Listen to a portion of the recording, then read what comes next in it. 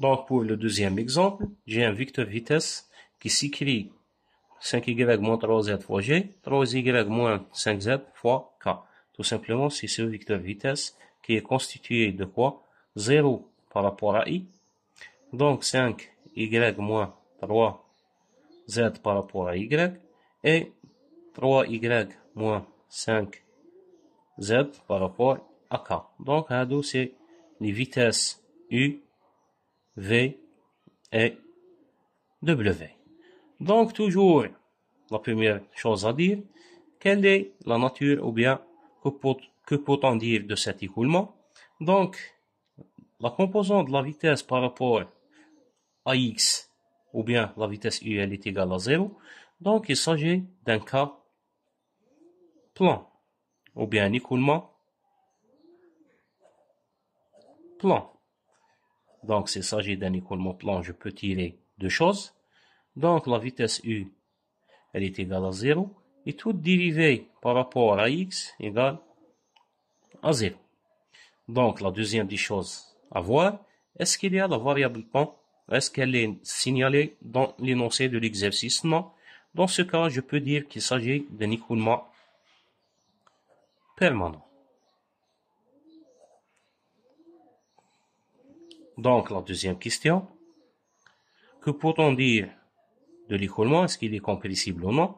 Donc, un écoulement incompressible. Donc, je dois vérifier une seule chose, que la conservation de la masse, donc elle est égale, la conservation de la masse ou bien la variation de la masse égale à 0. Ou bien tout simplement, elle se réduit à la dérivée de rho v sur dt, tout simplement rho fois la vitesse, donc c'est le débit massique. Donc, c'est le débit massique par section, égale à 0. Donc, si je vais développer ça, donc c'est tout simplement dρ sur dt plus rho dv qui est égal à 0. L'écoulement, il est permanent, donc je peux négliger ça. Par contre, rho dv, est-ce qu'il y a une condition sur le rho? Non. Dans ce cas, qu'est-ce qu'il faut faire? Tout simplement, je vais vérifier est-ce que div de v égale à 0. Donc, div de v, elle est égale à quoi? Tout simplement, un cas plan, donc pas la peine d'utiliser le u. Donc, c'est dv sur dy plus dw sur dz. Elle est égale à quoi? Donc, la deuxième composante par rapport à y, elle va donner 5, plus la troisième composante par rapport à z, donc c'est moins 5z, donc c'est moins 5. Donc, plus 5 moins 5 égale à 0, donc cette quantité elle est égale à 0, donc ce terme égale à 0, donc je peux dire que l'écoulement il est incompressible. Donc, qu'est-ce qu'il reste à vérifier? Donc, est-ce que l'écoulement, il est rotationnel?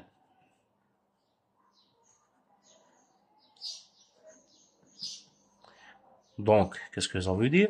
Que rot v égale le vecteur nul. Donc, comme il s'agit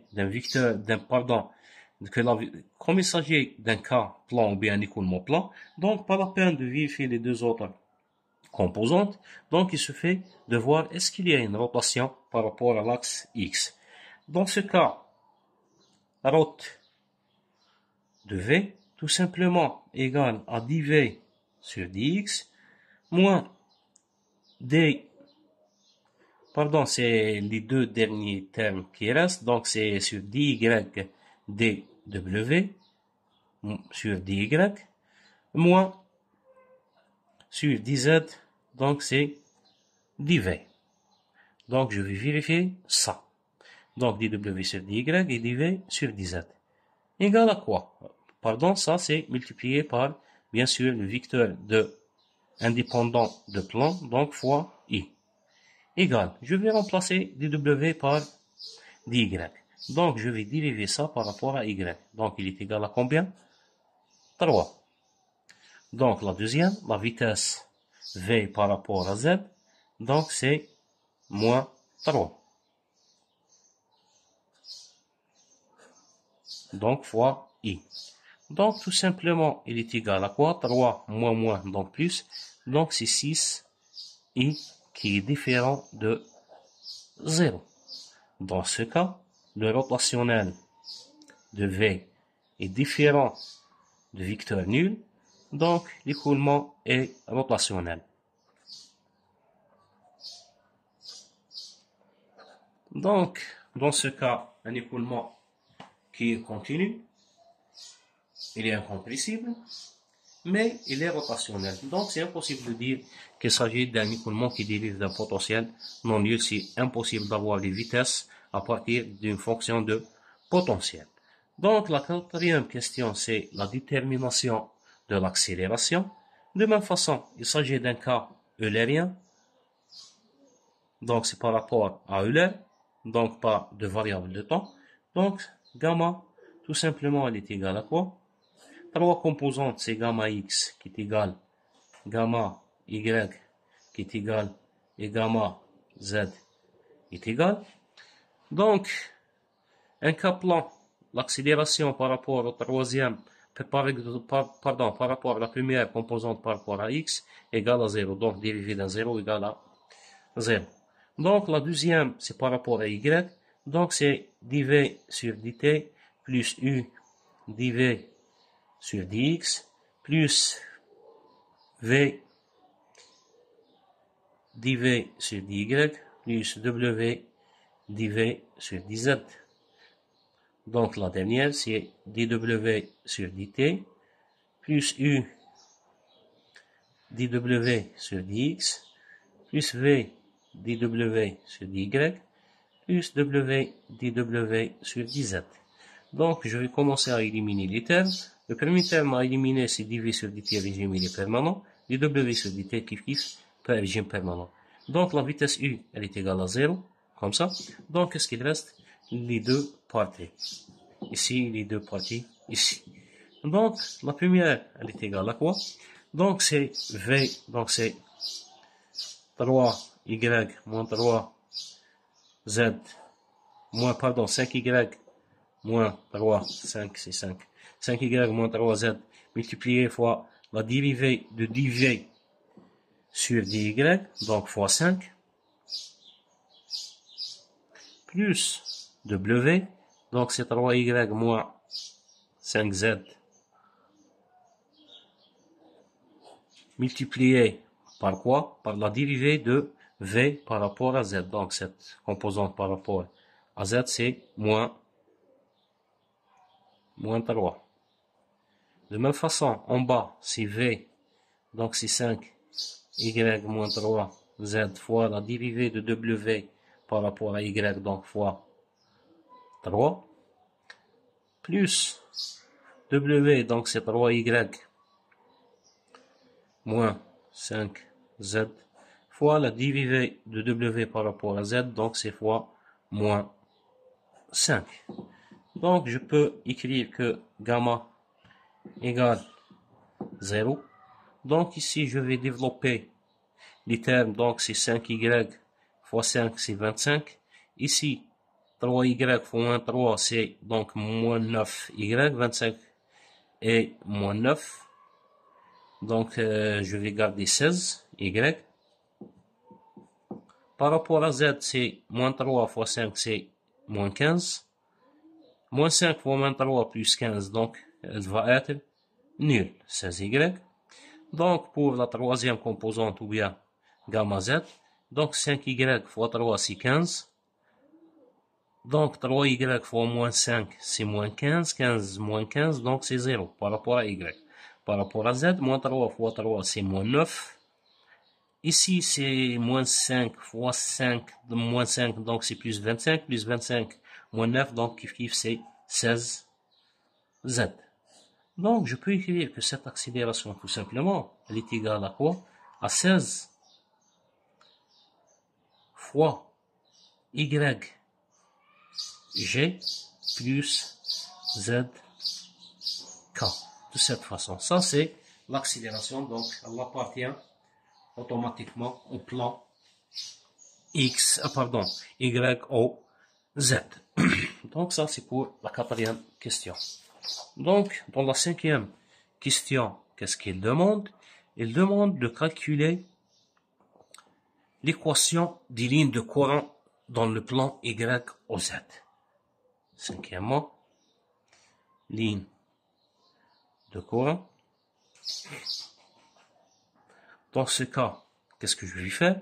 Tout simplement écrire que dy sur V égale dz sur W.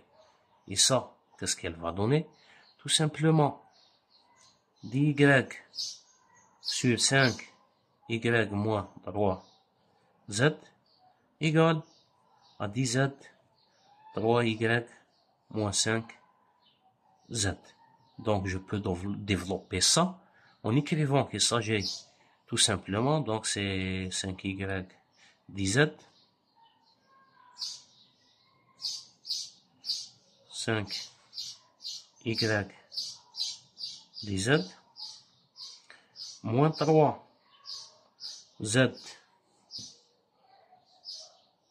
dz, moins 3y dy plus 5z dy égale à 0. Donc, je peux travailler sur cette écriture. Donc, qu'est-ce que je vais écrire? Donc, je vais organiser l'écriture. Je peux de même façon multiplier par un signe moins. Donc, c'est 3y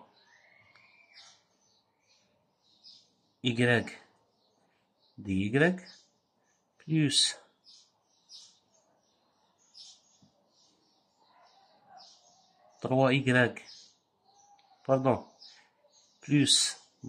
3z dz,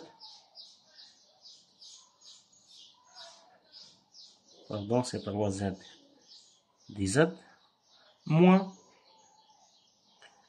5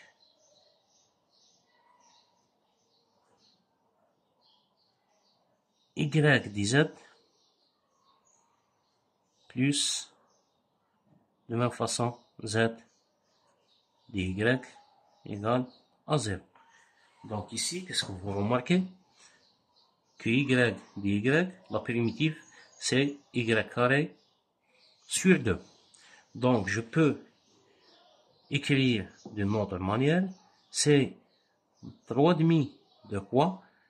De la dérivée de cette fonction. Donc c'est y carré.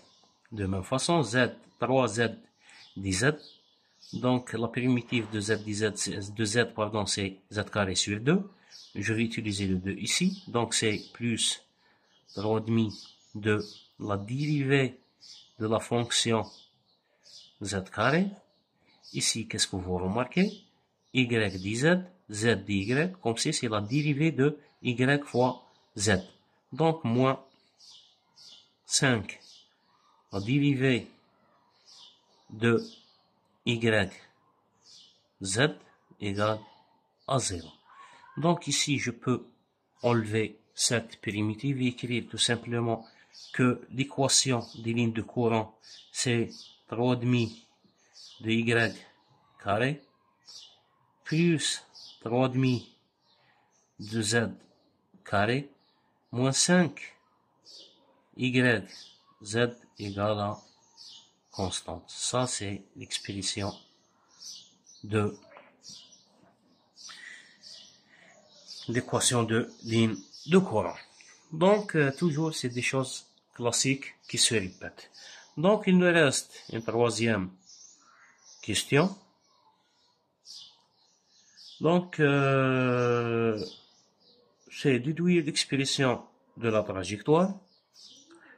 Donc, pour déduire l'expression de la trajectoire, donc c'est tout simplement d'intégrer V et W en fonction de temps, comme le cas précédent.